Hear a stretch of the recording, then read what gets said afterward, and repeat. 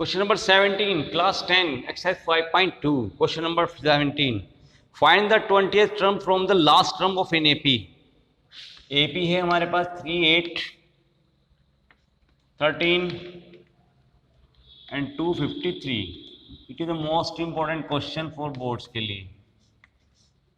ठीक है, तो एग्जामिनेशन पॉइंट ऑफ व्यू से अच्छा क्वेश्चन है, बहुत अच्छा इंपॉर्टेंट क्वेश्चन है. तो इसमें मैं 20th term from last term से निकालना है. तो अब ज़रा ध्यान से, अभी तक तो हम इधर से लेते थे कि इधर से second term, third term, 15 term, 17 term निकालिएगा. अब क्या है, उधर से हमें लेना है. तो कोई दिक्कत नहीं है, उधर से हम जब लेंगे तो हमारी इसकी फर्स्ट टर्म ये हो जाएगी.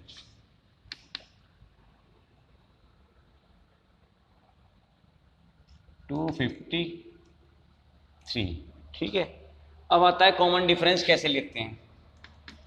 जब हम इधर से लेते थे किसी भी टर्म को कि 15 टर्म निकाले 16, तो हम इसमें कॉमन डिफरेंस निकालते थे कि सेकंड टर्म में से फर्स्ट टर्म माइनस कर देते. लेकिन जब आप इधर से लेंगे तो हमारे पास क्या होगा, फर्स्ट में से ये वाली जो फर्स्ट होगी, इस साइड से फर्स्ट होगी, उसमें से इसको माइनस करेंगे. तो 3 - 8 यानी माइनस के 5 आ गया है. और n हमारे पास 28 टर्म पूछ रहा है. बस सिंपल है. तो उसके लिए हमारे पास A20 आया. तो A20 के लिए A + n - 1 - A - 1 into D. तो यानी वही फार्मूला लेगा, लेकिन बस फर्क हो गया कि डी हमारा माइनस में आ गया.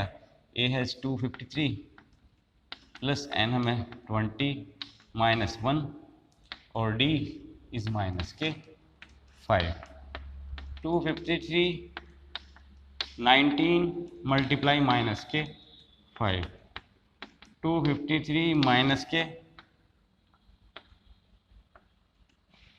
95. 13 में से 5 गया 8, 4, 14 में से 9 गया बचे इस 5. 158 is the answer.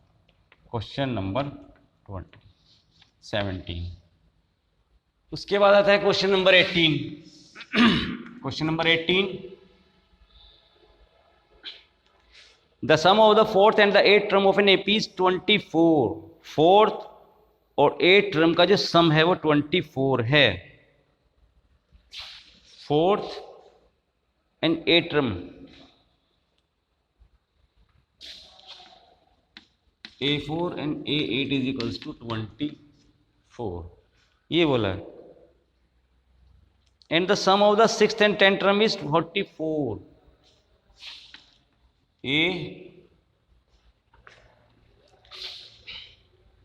A6 and A10 का जो सम है हमारे पास वो है 44. हमें निकालना है first term, first 3 term on FAP. First 3 term निकालनी है. तो हमारे पास यहाँ से इक्वेशन आएंगे. तो A4 को लिखते हैं A + 3D और इसको लिखते हैं A + 7D इक्वल्स टू 24. तो कितने A हो गए, 2A + 7 3 मिला के 10D इक्वल्स टू 24. 2 आ गया यहाँ पर कॉमन. A + के 5D इक्वल्स टू 24. 2 से कैंसिल आउट होकर 12 आ गया है. तो A + 5D is equals to 12, number 1. उसके बाद आता है हमारे पास ये A6 को लिखते हैं A + 5D और ये A + 9D इज 44.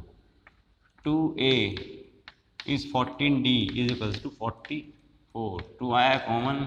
A + के 7D equals to 44 is 22.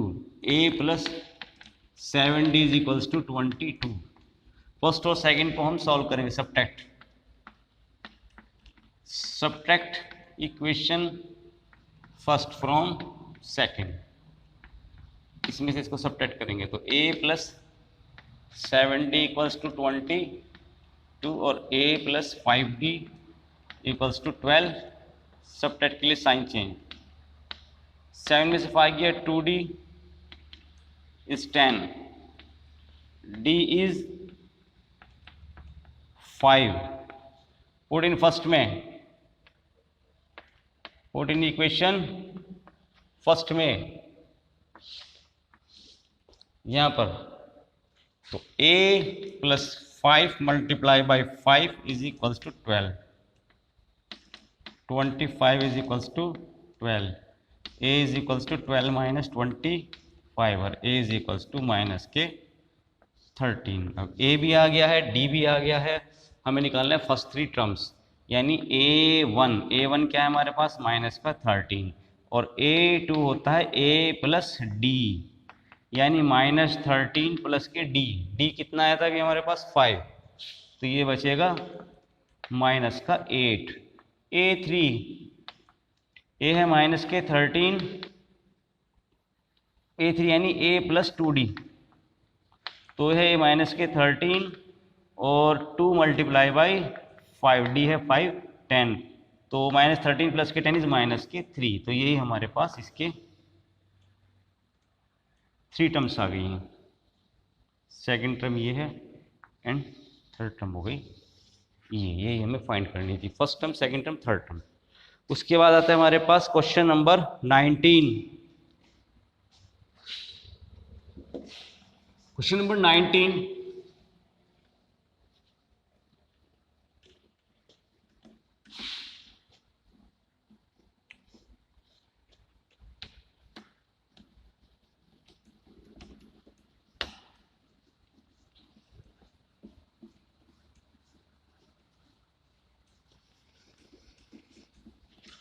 Question number 19,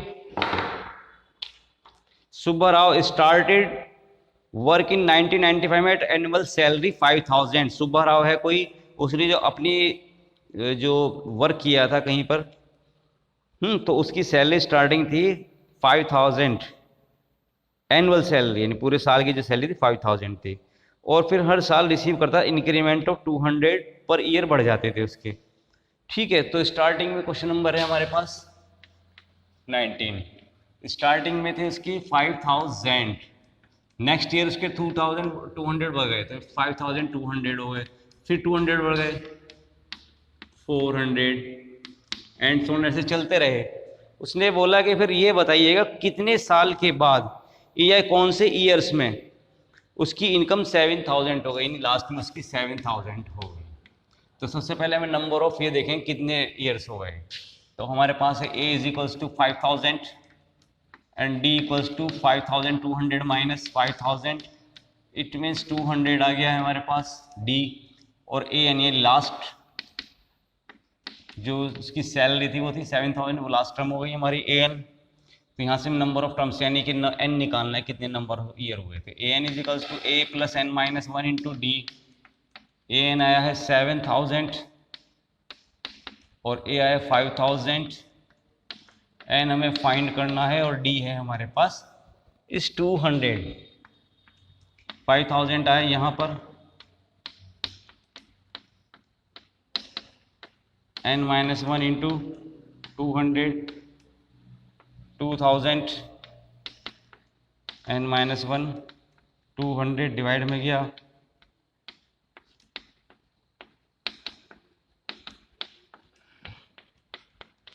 इस 10 is equals to n minus 1, यानी एन इक्वल्स टू 11 ईयर्स के बाद उसकी ये हुई। तो स्टार्टिंग में था 1995, स्टार्टिंग ईयर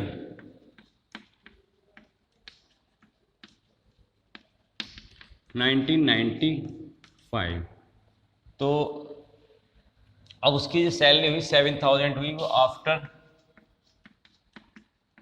11 ईयर्स, यानी इसमें 11 प्लस करेंगे तो आ जाएगा 2006। तो 2006 में इसकी सैलरी हो गई है, देखते हैं चेक करके 5.2,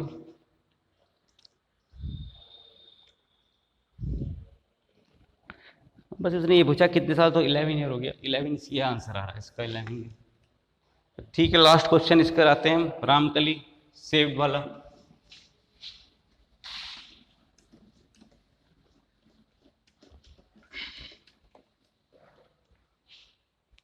Ramkali save 5 rupees in first week, पहले वीक में उसने जो फर्स्ट वीक में 5 रुपीज को सेव किया, और फिर वो बढ़ाती चली गई हर वीक कितने 1.75 रुपीज प्लस करती चली गई। तो उसने nth वीक में उसके जो सेविंग हुई लास्ट में 20 रुपीज 75 पैसे। स्टार्टिंग में उसकी सेविंग थी 5 रुपीज, यानी स्टार्टिंग में 5, फिर उसमें 1.75 75 रुपीज़ प्लस करती चलेगी, यानी हो गया अब 6.75, फिर प्लस कर दिया इसमें 1.75, 8.50, और ऐसे ही इसकी एपी बन गई, और लास्ट बस के 20.75 बन गए। पूछा है कि कितने टर्म बाद, कितने टाइमिंग के बाद, वीक के बाद, एन पूछ रहा है हमारे पास। एन इज फाइंड आउट, ए है हमारे पास 5 और डी हमारे पास वहाँ भी गिवन था 1.75, और वैसे भी इसको माइनस करेंगे तो आ जाएगा, और लास्ट टर्म हमारे पास आ गई 20.75। A N is equal to, बस A N is equals to A plus N minus 1 into D. A N है 20.75, ए है 5, एन हमें निकालना है, एंड डी है हमारे पास 1.75। 5 इधर आ जाएगा, 20.75 माइनस के 5, एन माइनस 1, 1.75, पॉइंट लगा के डबल बैलेंस करके, तो 7.75 तो इधर आया डेसिमल, और ये 15.75, एन माइनस 1, 1.75, 1.75 डिवाइड में आएगा 15.75 divided by 1.75 is equals to n minus 1। Decimal से डेसिमल कैंसिल आउट, अब इसे 5 से काटते हैं। 5 3 ज़ा 15, 5 5 ज़ा 25, 5 3 ज़ा 15, 5 1 ज़ा 5, 5 5 ज़ा 25, 5 7 ज़ा 35, 5 6 ज़ा 30, 5 3 ज़ा 50, 15, 7 9 ज़ा 63। तो हमारे पास जब वैल्यू आई है 9 is equals to n minus 1, तो 1 प्लस होकर इधर हो जाएगा, यानी n equals to 10 after 10 weeks. ठीक है जी, आफ्टर 10 वीक। कौन सा क्वेश्चन? 5.2। ठीक है, तो ये एक्सरसाइज हमारी कंप्लीट हुई। इसके बाद एक एक्सरसाइज हो रही है शायद इसमें, उसे भी देखते हैं। ठीक है, तो इसके नोट्स बनाइए आप। Okay, thank you.